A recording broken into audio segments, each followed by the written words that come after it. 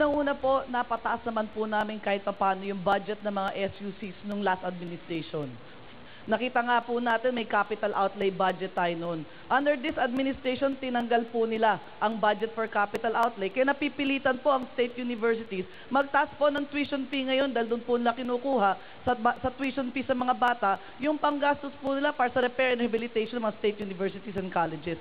Kaya para sa akin, simple lamang po yan eh. Ipapaliwanag mo lang sa executive branch na kung kaya natin magbigay ng 45 billion sa conditional cash transfer, dapat mamuhunan na rin po tayo sa tertiary education. Lalo na po, ito po ang magiging driving tool na pwedeng gamitin para maging productive ang ating mga kababayan para magkaroon po ng trabaho. Kaya para sa akin po, 45 billion sa CCT, magbuhos po tayo ng 80 billion additional for sa SUCs para hindi na sa kukuha sa mga estudyante ng additional tuition fee at sa scholarship sa tertiary education para mapaaral po natin mahihirap nating kababayan.